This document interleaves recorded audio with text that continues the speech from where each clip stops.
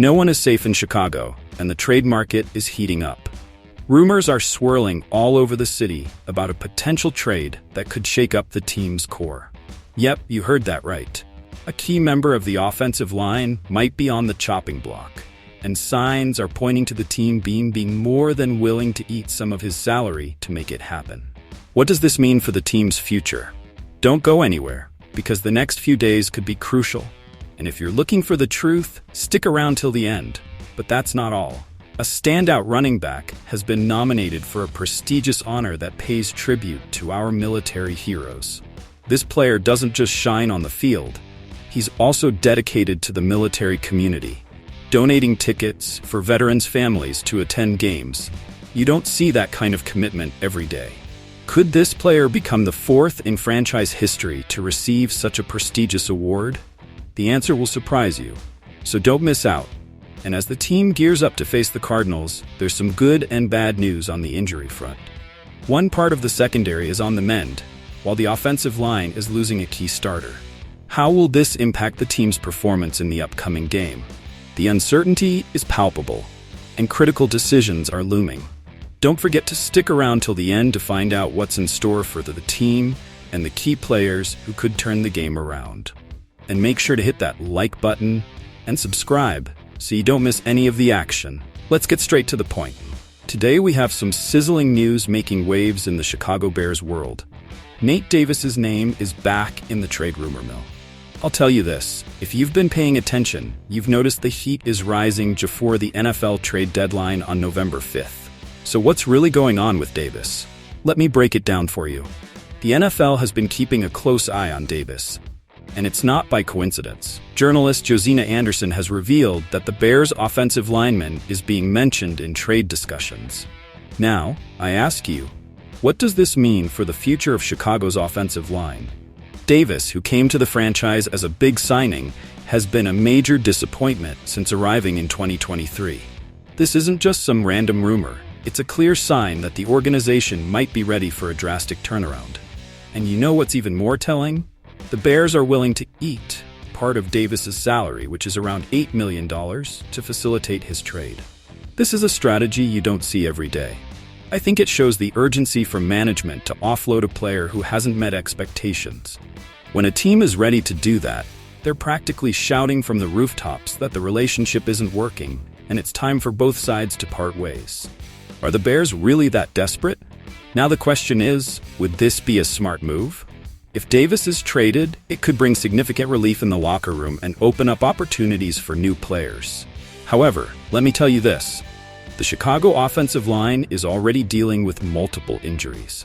Isn't it risky to lose a player, even one who hasn't been productive, when the team is already struggling on the line? Remember, the deadline is fast approaching. The pressure is mounting, and the decisions made now will shape the course of the season.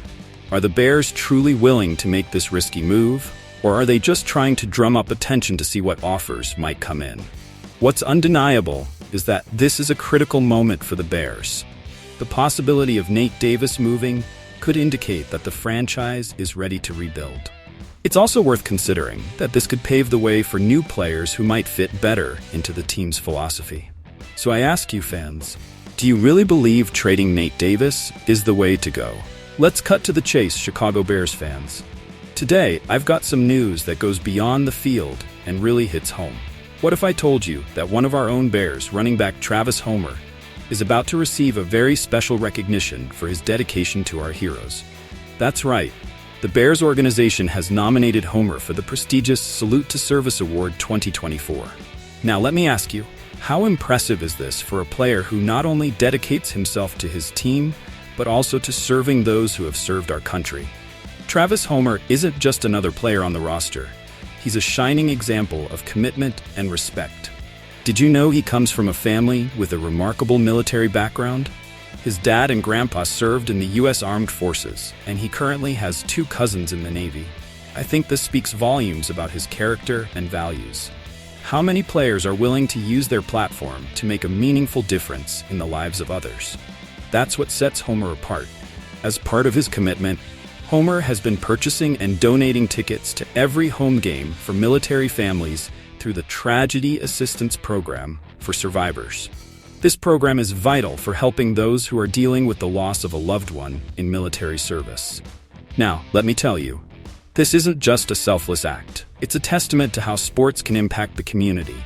Who wouldn't want to cheer for a player who not only gives 100% on the field, but also seeks to do good off of it? This is the 14th year the Salute to Service Award is being presented. And I tell you, it's an honor that should be on every Bears fan's mind. Previously, only 2 Bears have won this award, Charles Tillman in 2012 and Jared Allen in 2014.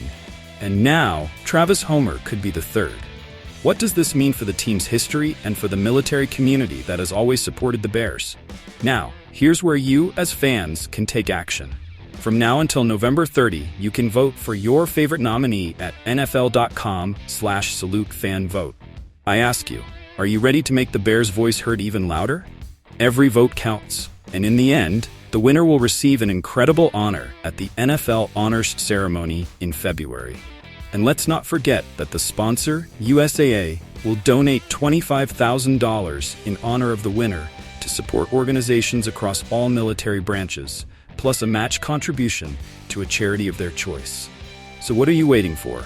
Vote and show your support for Travis Homer and his unwavering effort to serve those who have served. Now, I leave you with this question. What does it mean to you that a Bears player is so committed to our military community? Let's cut to the chase, friends. The situation with the Chicago Bears is constantly evolving, and the news I have for you today is crucial.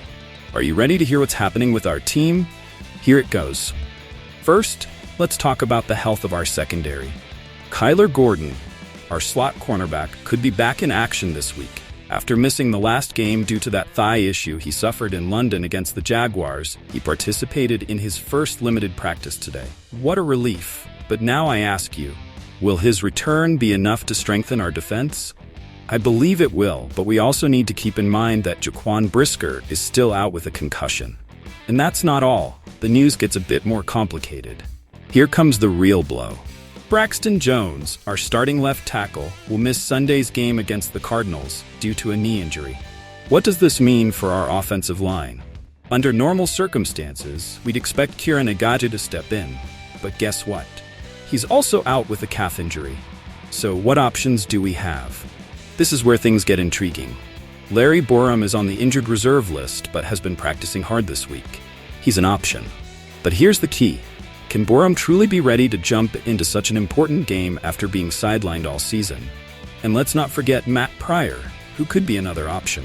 However, according to our offensive coordinator, he prefers not to restructure the line more than necessary. This makes me wonder, how flexible will our offensive line be without these key pieces? In crucial games, lineup decisions are vital, and serious challenges are presenting themselves. Now let's touch on the other players who are questionable.